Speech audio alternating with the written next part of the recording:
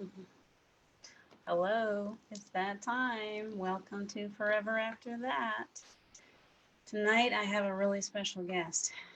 I feel as if this was pre planned a long time ago. I'm not sure why I didn't think to invite him sooner.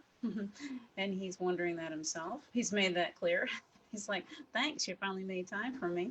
And so, my very special guest tonight is Steve Beyersdorfer. My name is Diana Beyersdorfer.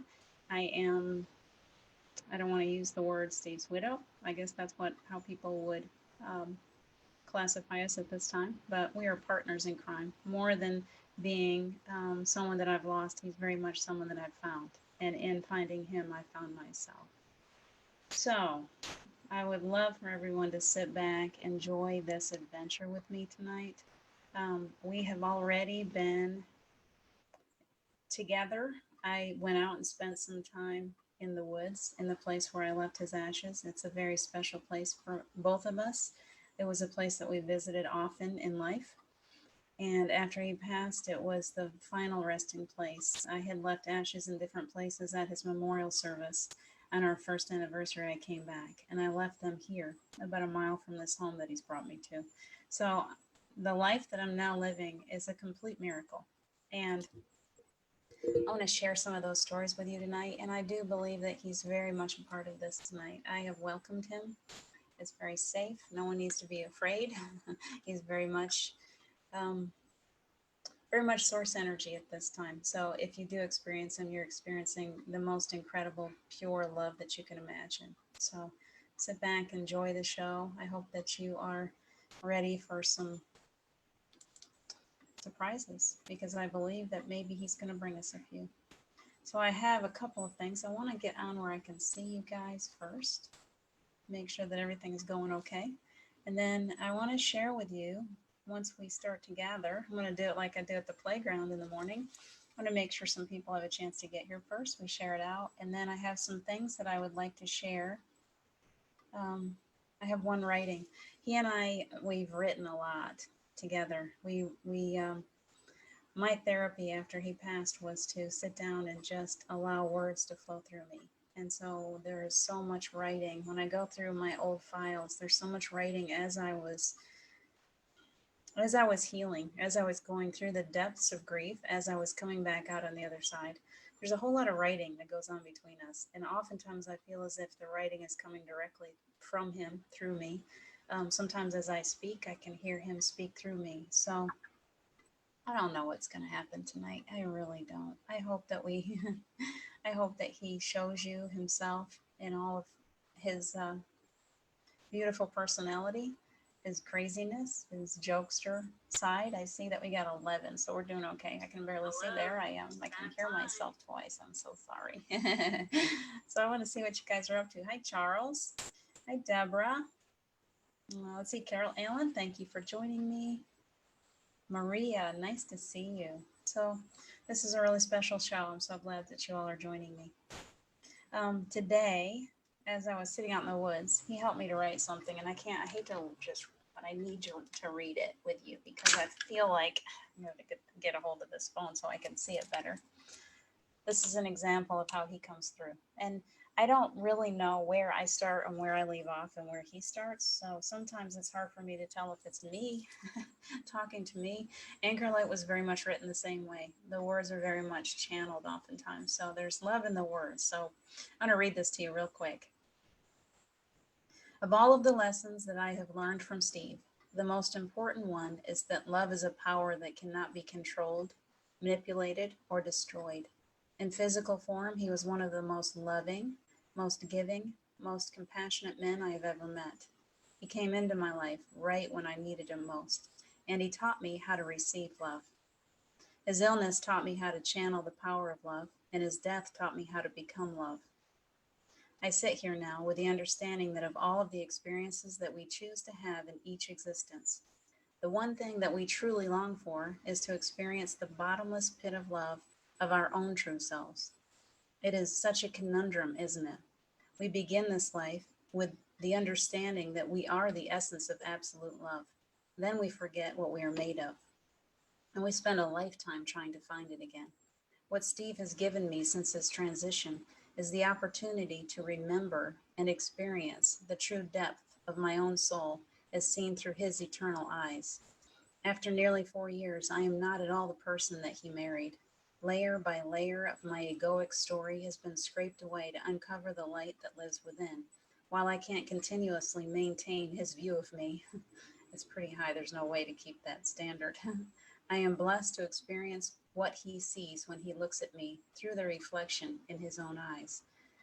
I, I, I only read, I write that stuff and my ego goes, oh, but you're talking nice about yourself. You're not supposed to do that. And then he comes in and says, oh, yes, you are. His true message to everyone that's watching this, that ever watches this, is that you are so much more. I'm going to get through this show without crying. Maybe I won't. You are so much more than you ever thought that you possibly could ever be. In your own egoic mind and the limitations of being physical, you can't possibly see how incredible you really are. And so he comes to me many, many times. He's often come in. He's come to many people. He brings these beautiful messages and he lifts them. That's the most miraculous thing about this whole relationship that he and I have maintained, is that so many people, somehow he brought them to me, somehow I brought them to him. So I know many people who have gone through experiences, who have learned just by having Steve close, because his goal has always been to do everything just as perfectly as he possibly can, to reach out, to love people. He was such an incredible human being. He wasn't perfect. He was just like the rest of us. You know, he had his day, his good days and his bad days. He had his stress. He had, man, between us, we had 9 kids. You know, he took me, my children, I think Jess was only 18 years old. I had 6 children, and my youngest child was not even 3 years old yet. She was still, when we met, Abby was just a few months shy of 3 years old. And I had everything in between. And some of them were angry, and all of us had PTSD. We all had suffered abuse from my first husband, and all of us, every single one of us, had gone through some difficulties that had affected us, that had brought us to a place where if Steve raised his voice, it would melt us down. And I know it was very difficult for him to come into a home with that many kids that weren't his own, and to somehow manage to parent them along with 3 of his own. So between us, we had 9 children, and somehow we made it work. They didn't all live with us all the time, but honestly, most of them live with us most of the time. And we made it through it. We That's how he became the Batman. I remember telling him early on, if the 2 of us were ever going to have any time alone with each other, we were going to have to find a bat cave. And from that day on, he was Batman. And the really funny thing is that as he started looking at through his things, he found that he had a collection of Batman cars, and he was absolutely obsessed with the Batman movies. So it just fit so perfectly. So, and after a while, I became his Catwoman because I love to curl up someplace warm. I was always so tired. I was so tired as a single mom with 6 children and working all the time and driving. I was driving almost 3 hours a day between work, back and forth, 6 kids. It was really, really a difficult part of my life. And sometimes I know I credit my being alive today with this man who somehow I can remember times when he would drive his car to me. I had to drive almost probably an hour and 15 minutes each way. And I remember one time being so exhausted, I wasn't even sure I could drive home. I didn't have any money for gas in my car. I was driving on fumes. I wasn't sure that I was going to get home. I was exhausted. I couldn't see straight. I hadn't slept. There was no way. There was no way that I could make it home. I didn't have any money for food. I'd gone all day at work on nothing. He showed up. He just drove to me, took me to the gas station, put gas in my car, bought me some food, said, I'm going to drive home. You go ahead and drive your car. I'm going to be right behind you all the way. If you get too tired, you call me. We'll talk our way through it. We're going to get home together. And that's the kind of human being that he was, truly. He just took this broken family. We were a mess. And he just set about to fix one thing after another. And we had 6.5 glorious years together.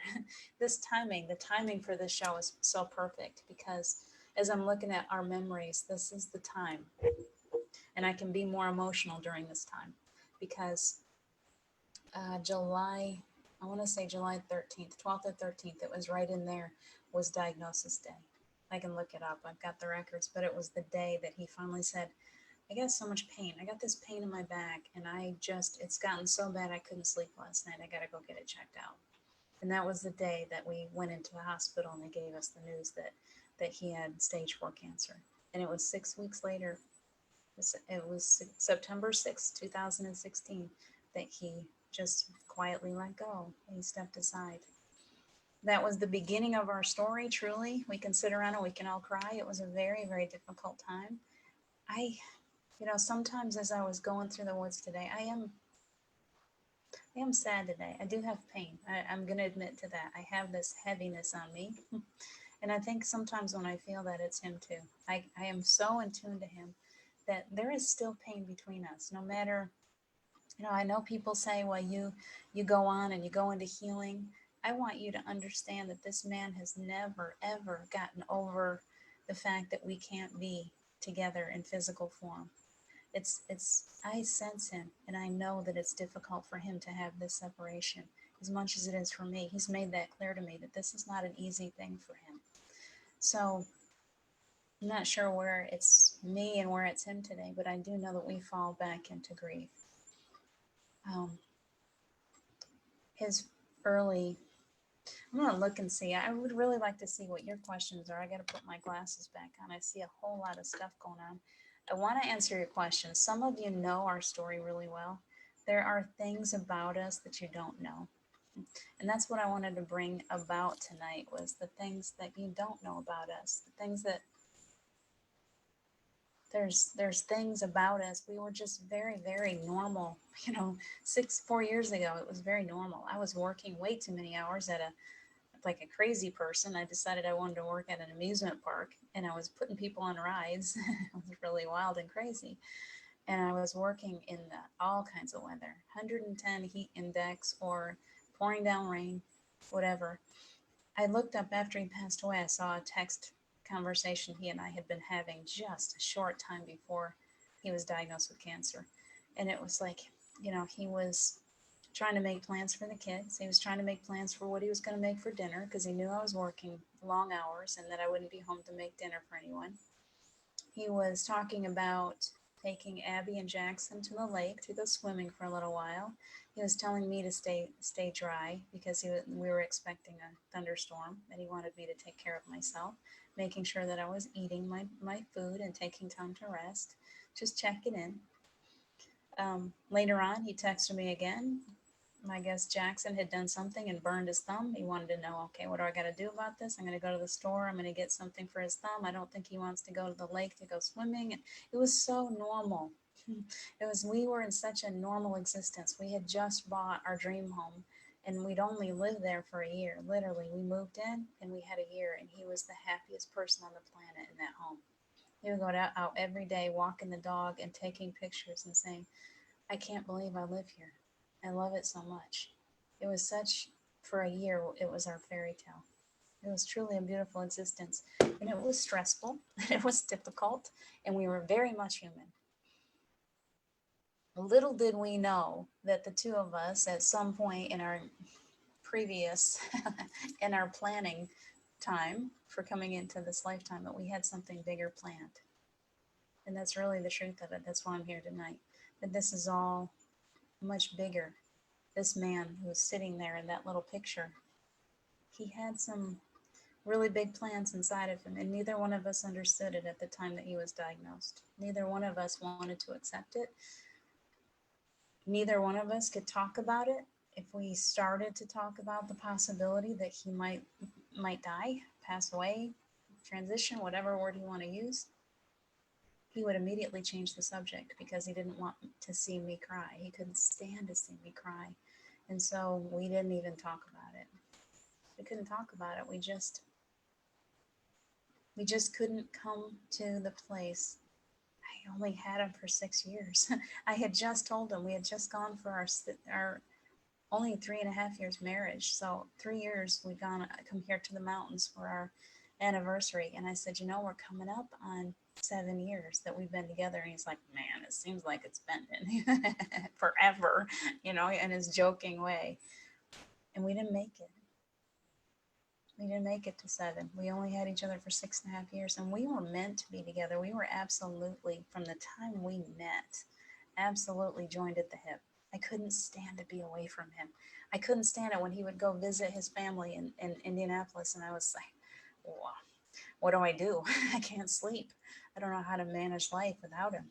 When he was in the hospital, I was so lost. I couldn't sleep. I just laid there going, what do I do? Where's my other half? So when he died, it was like, man, you couldn't have, if you'd, when he was diagnosed, if you'd have taken a prize fighter and punched me in the gut, it would have hurt less than that diagnosis that day with that doctor. So the only reason why I'm saying this, I don't want to stay in that sadness, is that there is this beautiful transition and this beautiful contrast. It was, and he's really right here with me right now. So I'm slowing down because I want to give him a chance too. Because he's like really in my throat. That's why sometimes I want to cry.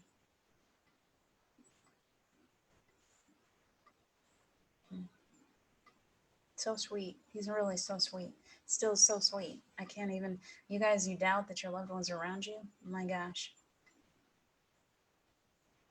They are so around you. Maybe you don't feel them. They're so around you.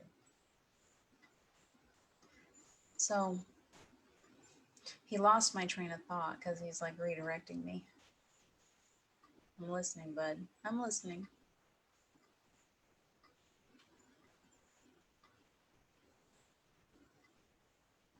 Taking the pause. I teach that all the time.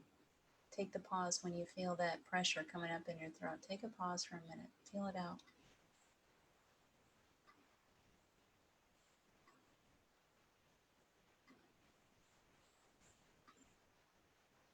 He's just making it clear. Like truly, he's just making it clear that this is difficult, that this was very difficult for him. It's like, make sure that they understand how difficult this was, that you didn't get off, you know, like that you didn't, it was very difficult for him to step aside, and he has reached out to me. That's why he stayed so close. He's reached out to me in so many ways, in so many beautiful ways, and he's touched so many lives already. And we're only just beginning. I guess that's why I always knew people would tell me, no, he's only gonna stick around for a short time and then he's gonna move up and blah blah. You know, they tell me all this stuff. I'm like, no, I don't think you're right about that. And they're like, well, you're just a hysterical wife. You've lost your husband. You're just being in grief. And I'm like, no, because I can see him standing there going, not going anywhere, not going anywhere. Got work to do. This man is not ever going to leave. He's going to stick around because he knows that we have work that we can do together. And he's very much a part of me now. I knew there was a point. People, it's just different. It's just different. We are able to experience our loved ones in a different way when we open ourselves to them. When we choose to move into, work really, really hard to get into that higher space. I just lost you guys. I'm sorry. But when we work really hard to get ourselves into that higher realm, into our higher selves, we turn ourselves over to that part of us. We all know that there's like this little ego that needs to go take a little nap. And then there's that part that's super powerful that has been here. I have lived so many lifetimes, and so has Steve. And we have lived so many lifetimes together. And we have accomplished great things in different lifetimes. And sometimes we've been horrible. Sometimes we've done awful things in past lifetimes. We've always, many, many, many times gone through a death of one of us. We have repeated this cycle over and over and over again. And yet this time, in this lifetime, we chose to create something different, to not have to continue to go through this forever. And so what he has given me is this training. That's where this whole class comes from that we're working on together. This whole school. It's not just one class. This is going to turn into a huge academy, and the reason being is that he's staying close. He's pure source energy. He works through me. He brings about these different ways of working with spirit, of working with energy. Thank you. Energy, working with energy in order to recreate the patterns, and the cycles of many lifetimes. I'm listening. And so what we're seeing as I'm working with people, what we're seeing is this change, this this way of going back into past lifetimes, this way of manipulating the energy, or time is not really real, and it's becoming less and less real. And so what he's showing me is that, can you go back? I'm going to say this, I said it this morning, I think, and it's important. It's really, really important for me to share this again. I'm going to try to get to your comments in a minute. I want to hear your questions and your comments, but I really want to give him the floor on this tonight because it really is his show. We're in a new energy. We really are in something brand new, something that we have never experienced before. And so you have to stop trying to force yourself into a little bitty box. The idea being that, look at yourself differently. You are a magnificent creator. You are very, very powerful. You are jammed inside of a little bitty body. And sometimes it's not very comfortable being stuck in that body. Sometimes it's just very, very uncomfortable. Sometimes you get so uncomfortable in there that you just want to burst forth. You want to break free. What he's showing me is that in your lifetime, in this lifetime, you can do things differently than you've ever done it before. And the way that it works is getting deeply into those past life memories, those ancient ancestral energies that still exist within you, and taking those things and turning them around and changing them, truly changing them. When there was a point last year when I remember I had done a whole lot of inner child work, and I had been working with my inner child, my little 5-year-old, quite a bit. And there was a point when I closed my eyes last year and I saw her completely recreate a memory. I'm sitting there watching it and I'm like, wait, that's not how it happened. My ego knows that it happened differently. And yet that child inside of me, that little magical creator inside of me, completely changed the memory, and it changed me. Like, I watched it, I was like, oh, I don't feel that heaviness anymore. It went away. That pain went away. I have a different memory now. And so in that, my ego there's a rewiring that happens. The ego can be rewired. The ego is continuously being rewired. You can change the way the ego responds. The ego does not always have to respond through pain and anger and fear. The ego can learn to respond out of the lens of love when you work with it properly. And so these classes that he continues to bring through me, I am not teaching. I am the vessel. I show up. I use my filters. Yes, I'm going to use my filters. I'm going to use my face. I'm going to use my voice. I'm going to use my ability to reach out and have compassion and empathy in my experiences, all of these experiences that I've had, to better understand the students that come to me. But the lessons that are coming through from pure source energy through my Steve. That's my person that I call source. This is God reaching down to us and saying, let's change things up a little bit. Humanity has already learned all these things. How about we find a way to change it? How about we find a way to help people lift their vibrations? How about if we find a way to stop some cycles, some negative cycles, so that they can finally feel light and free and ready to move on into a better reality? And by doing that, the big picture is not only are we helping one person at a time in the most miraculous way, we're creating a new energy on the planet, a new earth. You guys who want this, you've wanted this for a really long time. This is what's happening. It's deep and it's difficult. It is not easy. These are lessons that I've been learning for 3 years, 4 years, 3.5, really. He died almost 4 years ago in September. At first, I wasn't learning much of anything other than just how to breathe and survive. But I did learn very quickly. Once he started pushing that energy at me, once I learned how to tap in, to plug in, to really plug into that energy, these lessons started flowing. And at first it was slow moving. And at first it was Not easy work. At first, it was sitting on the floor and really, really, oftentimes in a fetal position, just waiting for love to come in. Just wrap me up. And he would. And I experienced that love of source through him. And so now it's time to share that. Those 3 years of working with energy, those 3 years of feeling pure source energy come to me through Steve. Today I went out and I sat by that water. I sat there right where he and I had spent so much time. We loved that place so much. I walked back to the place where I left his ashes. I ran into a bear, almost face to face. I wasn't paying attention. I'm just walking along the path, and all of a sudden I'm like, those footsteps are too heavy to be a squirrel. And there, within 10 feet of me, was a little bear walking around. She didn't hurt me at all. I'm not sure what it was. Might have been ombre. Whoever it was just kind of kept moseying along and didn't bother me at all. And yet the energy of that bear, I don't know if you can see it on me, but the energy of that bear is still with me. It was magical. He just brings me these beautiful, magical experiences. And he's been doing it for years. He's very good at it now. And he brings those magical experiences to others too. And he's going to work through me. We're going to be partners in this. And so I'm not going to sit here and talk all night about this, but he's like so excited. He's like chattering through me. It's like this big bubble. He wants to share this out so badly. And I'm like, okay, Steve, we're sharing this out because this is like his thing. I stepped aside for you. I stepped aside for this. I gave up my physical self so that I could help you create this beautiful thing. And now here we are. It's finally time. And he's like, oh, he's so excited. And I'm like, oh, okay. I feel you, bud. I feel you. I'm excited too.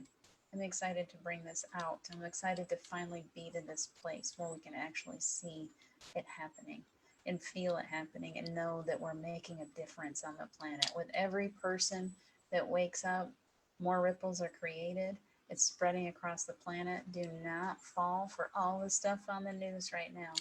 Please look under the surface. See what's really happening. What's really happening is all these events are waking us up to the truth of who we are.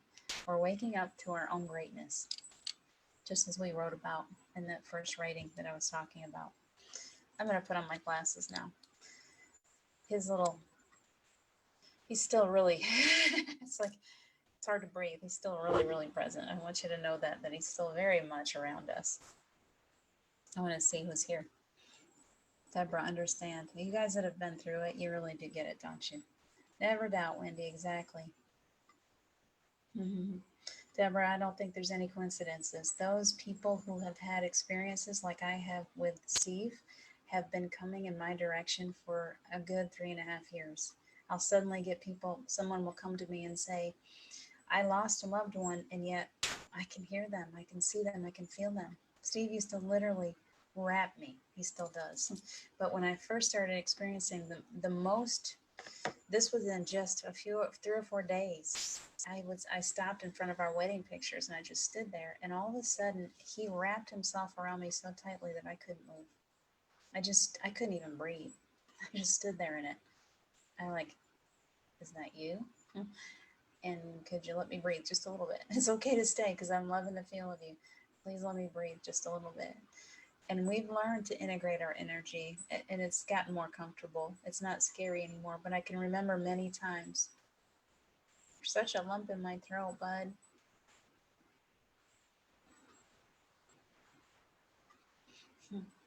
Hold on, because he's going to make me cry. I don't know what he's got going on, but he literally is just...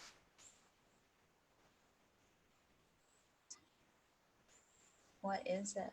What do you need to say?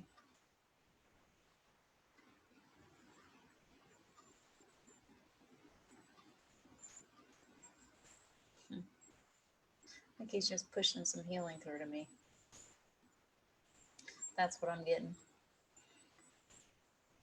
It's like this grief bubble trying to pop up, and it's like, all right, it's time to get rid of this thing.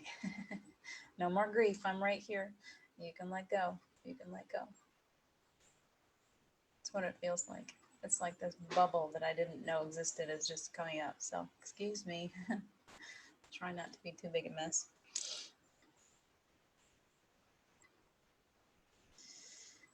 So please tell me, Carol Allen, I know you've had that experience too. Those of you that have had experiences like me, people come out of the woodwork. They're like, I'm experiencing it too. I know that I'm not crazy. That's really helped me. Because at first I just thought people are just gonna, I didn't tell this story because I was afraid that people would take it wrong or think that I was crazy. And yet, how can you cover up a miracle? That's what this show is all about. There came a point when I was like, I got to stop covering up the story. I got to stop just pretending that this didn't really happen because it did, and it's such a miracle. How can we try to cover that up when we experience our loved ones after they pass? How can we try to cover that up? It's it's an absolute miracle, and it gives the rest of the world hope because right now we need it. That's why.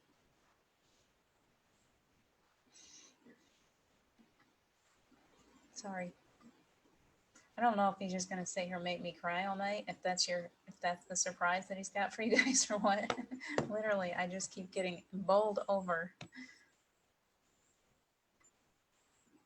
What I was saying was there's so many people passing, transitioning right now. There's so much grief. And we're gonna continue. And I don't want to go into that, but there's so much. And so he's bringing this message of hope through that even though it's not easy to lose people in physical form at all, it's the most painful experience there is. It's a horrible thing.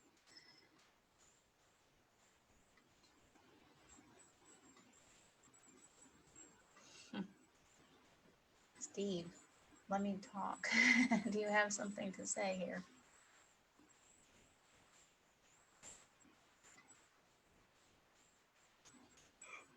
It's literally whenever I yawn, it's because I got this throat stuff going on right now, and I have to yawn.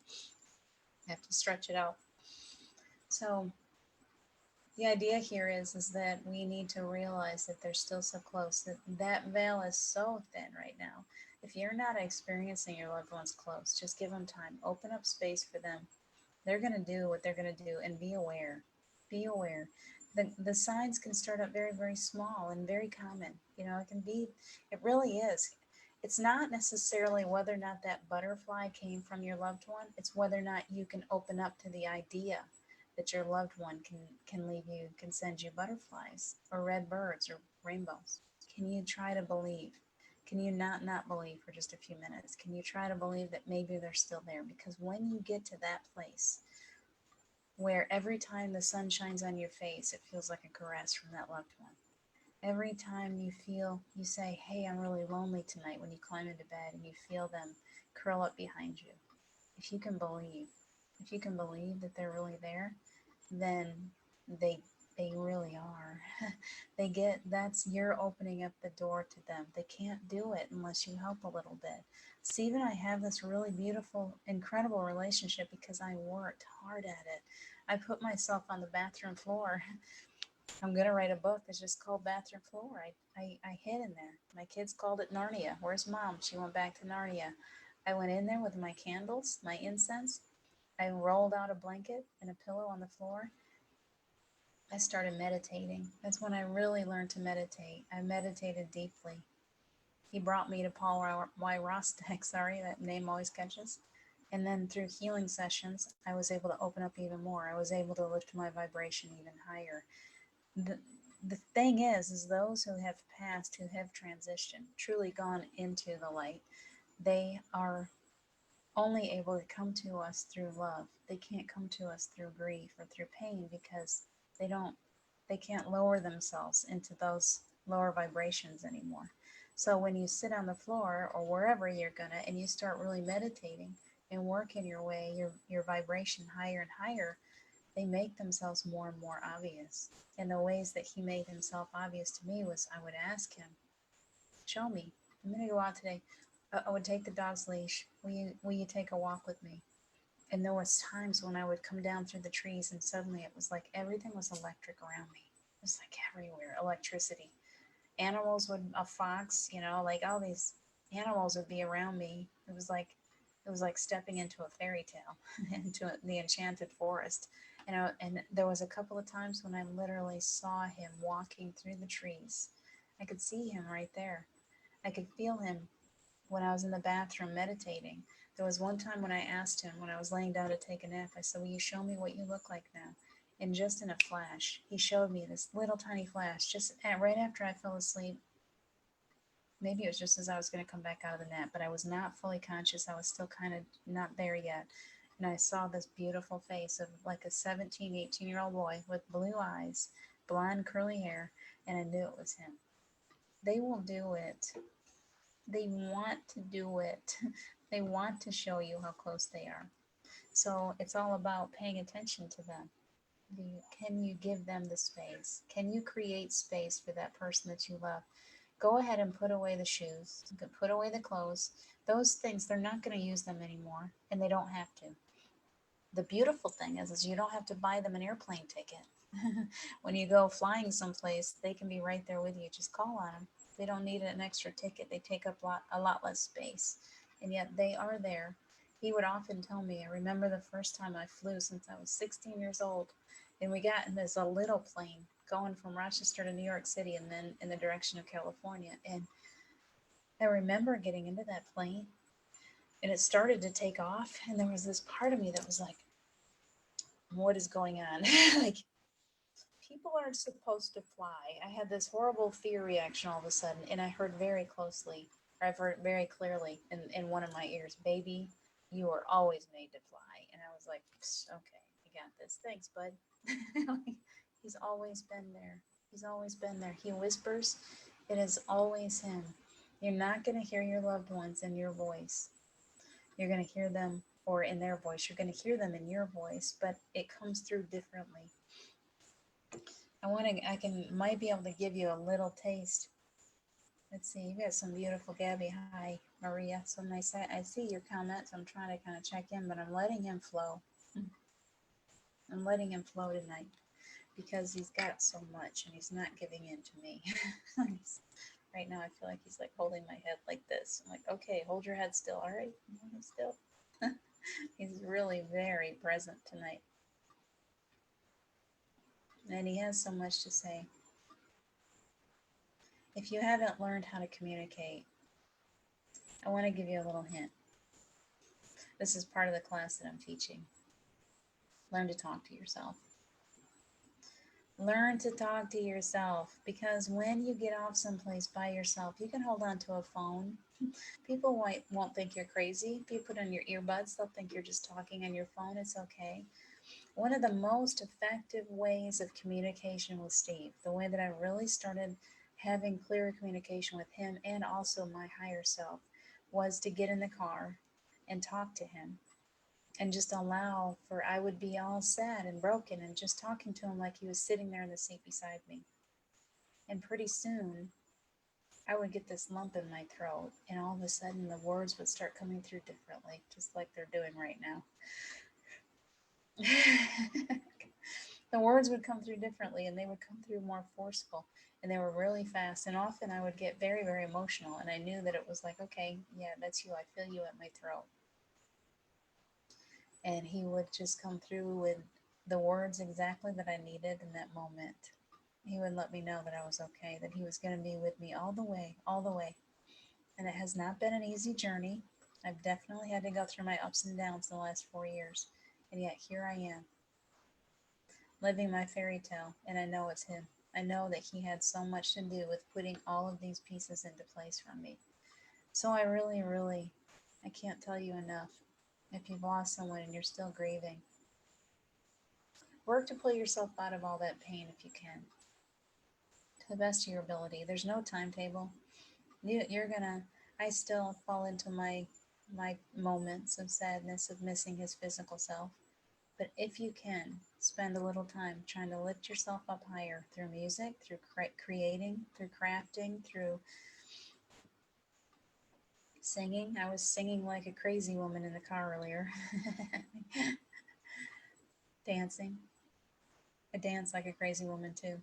Do things that raise your vibration. And sit on the floor and see if you can find a way to communicate. See if you can actually feel them. I'm a feeler. I can feel him when he's close. I feel him at my right ear often. He always did like that right ear. That was his favorite. I feel him behind me. I feel him like I got your back, babe. I got your back. He's really incredible. They love to communicate through songs, through music. If you get a song in your head and you cannot get that song out of your head, you might as well go listen to that song. There's usually a message. He's been doing this to me since the very beginning, usually through other people. I truly don't think that there's an end to me and a beginning for him. I just think that we are in this together, that he and I decided that at some point we decided that we would work together. He is a light worker on the other side. He's doing his work, he's gone into healing. He is a light worker. I'm a light worker on this side. I'm doing my part and he's helping. Look at that funny little design on my face. I'm easily distracted. I want to see what you guys have going on. I don't want to leave you out of the show. We still got time.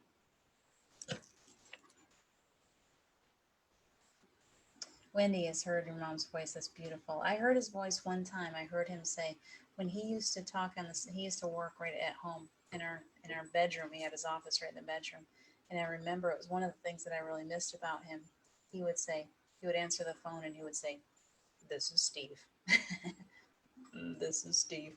He had that professional voice. He always had this goofy laugh, a crazy laugh. He was kind of a wild man.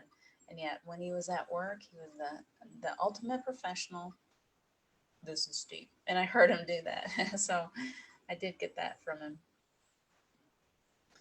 Carol Allen, my husband never met my mom but has connected to her. He has told me things only she could have told him. Isn't that incredible? That's what happens. You know, like Steve often brings through people. When he opens up the door, when he's here, oftentimes that may be where the grief is coming from. For me, I should really be paying attention. I don't know. I feel stuff. I don't really. Sometimes I hear things from others, and sometimes I just feel it. There's definitely there's definitely been a lot of energy in the room tonight, and a lot of like in the throat grief type stuff going on. So, if you're claiming that, please do.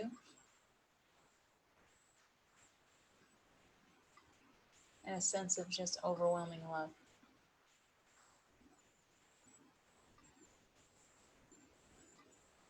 As if all I'm getting is you didn't do anything wrong. You did everything you could. You didn't do anything wrong. And I love you so. Please let go. Please let go of any misconception that you failed me in any way. So if you want to receive that, that's yours. There is definitely an energy here. I'm glad that you reminded me about that because that is definitely very strong in the throat. There's just this sense of pain and grief in the throat. You think he brought them? Well, he probably did, Wendy. He does like to bother my friends. Anybody that has any, not bother. He just brings messages. Sometimes I'm not paying attention close enough. So he comes through to try to tell me. What did I say a little while ago when the sun touches your face? I said, can you believe sometimes when the sun touches your face that it's a caress from a loved one? We had clouds. Look at where the sun is touching my face. I'm going to claim that as Steve, whether it is or not. That's what I'm talking about. Claim it. Claim it. Oh, I feel him. He's like, yeah, that's me. Of course, that's me. Thank you. Thank you. The session has jammed. Does that include my session? Or your session? The session with you and I has jammed. Help me with that, Aaron. I don't think grieving ever fully stops, no matter how many years. This is Wendy. Since your loved one has passed, for me, it feels like yesterday, but you just learned to live with it. You do. You get used to it. There's this beautiful contrast, and I know that my soul wanted to experience this, and I think my soul wanted to experience it many times. That's what we have to stop judging our experiences, thinking this one's a good experience and that one's a bad experience. We give it a label. The truth is that we come here to experience all of it, the good, the bad, and the ugly. And so when we go through these painful experiences, it provides an opportunity. I wouldn't know the joy of love I wouldn't know how to fully love another human being if I didn't go through what I went through with Steve. I didn't fully open up to him. I was this neglected, like I never really loved myself. I went through a lot of abuse for 20 years. I um I was a mess.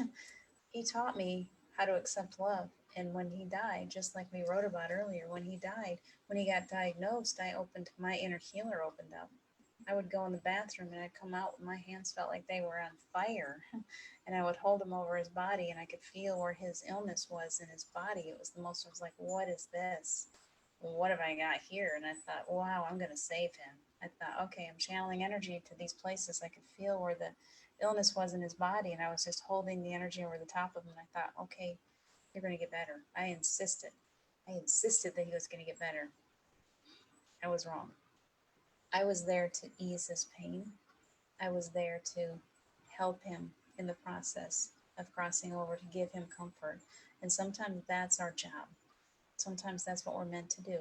Because had he chosen to stay, and I received a message, I received a message after he died from a very reputable person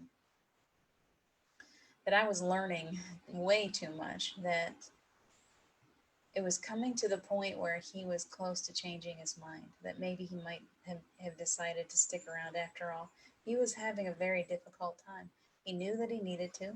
He was spending more time on the other side than he was with me, and he didn't want to leave, and I was working him in every way possible. I did not want to lose him at all. He left very quickly. He left very quickly because it was causing both of us so much pain. For him to be in pain was so painful for me too. Being an empath, I was taking on his pain. I wasn't eating, I wasn't sleeping, I was losing a ton of weight. I was running myself to death, literally. I think in 2 weeks I lost a good 20 pounds, 10 pounds a week easy.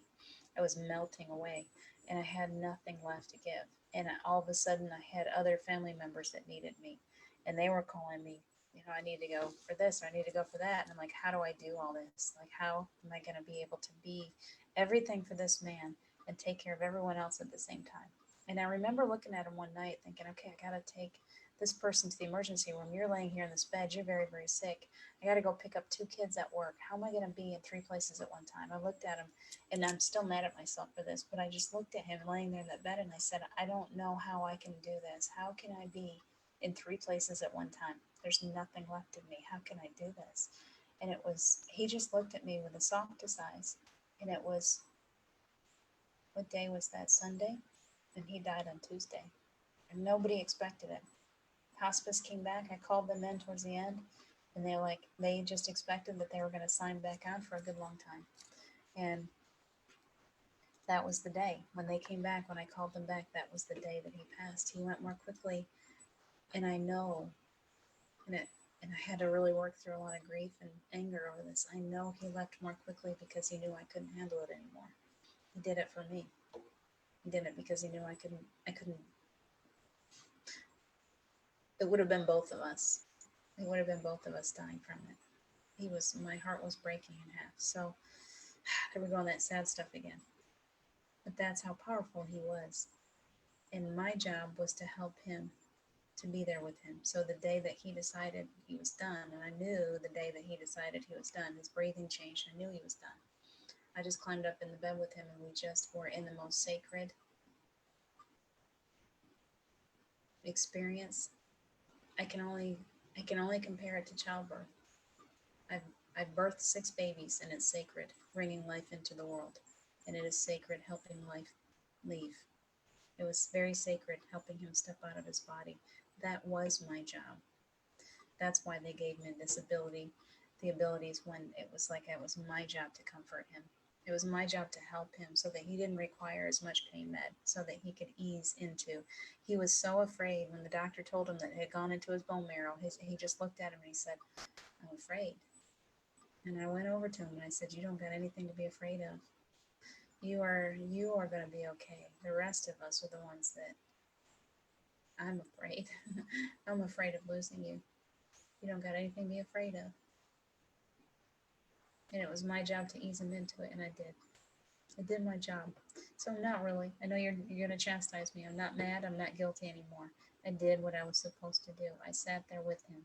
I held him and I eased him out of the body and helped him to cross over gently. So sometimes please understand that sometimes that's our job. Our job is to be there for our loved ones. We are all going to transition again. We are not here in these bodies forever. We're all going to transition. And sometimes the best thing we can do is just to be there, whether it be physical right now. All we can do right now is to be energetically in the same space with those that we love. But send them that love. Know that you are connected, that you're always connected, that you're always going to be connected, and that it's only temporary. He's told me a number of times, baby, get your work done. He used to say this when I was working too. When your work is done, come home to me. And he made sure that I heard that after he passed. Go ahead, you got a lot of work to do. You got a big old plan for yourself. I stepped aside for you to do this, and I'm never leaving you. I stepped aside in physical form, but the funny thing is he kept his promise. When I said, I don't think I can do this all by myself. You are never going to have to do this all by yourself. And he has never left me to do it all by myself. So if that gives you hope, I hope it gives you hope. I hope you're paying closer attention. I really do. I hope that you are. It's like an SOS signal there in my. Hello. Do you see it? Blue screens are green screens are funny. But that's kind of. There's nothing moving. I'm trying to figure out why it's doing that. It's very cool. Hello, Steve. Anyway, he hates that word, by the way. Deborah, you're so welcome. And thank you for the time that you stayed here and listened to me chatter. We're getting up to close to time. It's such a big story. There's really too much. There's so many stories that I could sit here and tell you, and I don't need to tell you all of them. I've got them all written in one book that I need to finish. But just know that's the most important message. That's the most important takeaway tonight is that our loved ones right now in this new energy, the veil is like non-existent. And those that are passing, they're light workers, just like you, and they have work to do. And there's a reason why they can't stay. They can't do that work. It's very distracting. They can't do that work in physical form. Their job literally, and sometimes that's to bring you to your knees. Sounds awful, but sometimes we need to come to our knees. We need to be the phoenix rising. We need to go through the depths, the worst of it, so that we can come back out. As low as it was, as great as the pain was, that's how great the joy is. There's such a beautiful contrast. I had to go through that depth of pain to come out the other side. And thank goodness he was there to help me to hold on, because I would not have made it without him. So that's my Steve. I wanted you to get to know him a little bit better tonight. That's my Steve. And he'll always be around. He's always going to stick around. You guys will feel him when you're working with me, when we're talking. Sometimes he shows up when I'm not around. Sometimes you'll sense him. Sometimes you get a song in your head and you're like, yep, that's got to go to Diane. He's not through. He's got a lot of work to do. He's sticking close. We got just a few minutes left. We're almost done. What else, guys? I want to see. Gabby, you're so welcome. Your husband, Carol Allen, your husband called your mom too. That's really incredible. Last night I felt like I was jammed up too. Yeah. But yes, last night I felt like I was jammed up too. Yeah. We had a really interesting session last night. Aaron, our sessions have really changed. They're really going, like their source is bringing us, like I talked about at the beginning, we're being brought to this place where we can have a more complete healing. And so it's very different than anything I've ever experienced. It's a recreation, truly. And so if you're interested in that, I don't know who's barking right now. We can do one-on-one sessions, or you can join a class, but we'll work together on that if you want to, if you feel drawn. I'm more than happy. The dots of light. I know they're very distracting because they keep blinking. And I'm not really sure what that's all about because the mini blind is perfectly still. So let's just chalk that up to Steve. He hit me in the face with it. It's right there. And then there's some lights blinking right there too. Pretty cool. I knew he'd show up somehow. Bring us some little goodie. You're so welcome, Claire. Just know that you are so loved, that we are eternal beings, that love never dies. It will change. There is a transition. Things will change. And yet, when your loved ones die, they're still very much a part of your lives. A part of them never leaves. Steve has made it clear. We often have this preconceived notion that on the other side, they're just like they are here. And he's like flat out telling you, no, they aren't. Time does not exist on the other side. There is no more saying, I can't contact this one for 3 weeks or 3 months or whatever.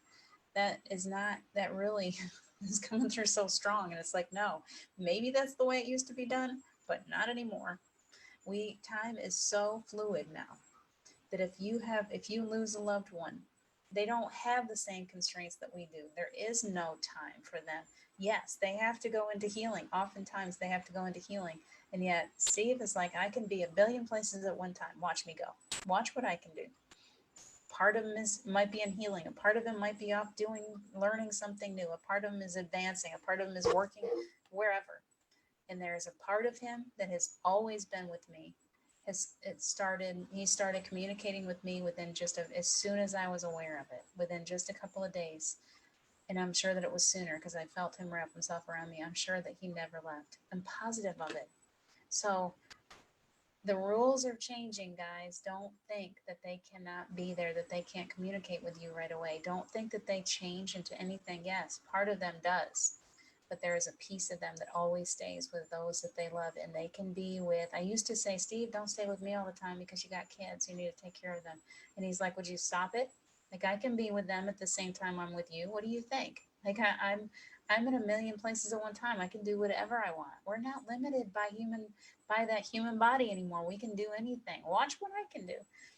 So just please don't be afraid to talk to them. Don't be afraid to create space for them and feel them and know that they are still so close. And when you see those silly little signs or those love signs, whatever it is, know that that is them.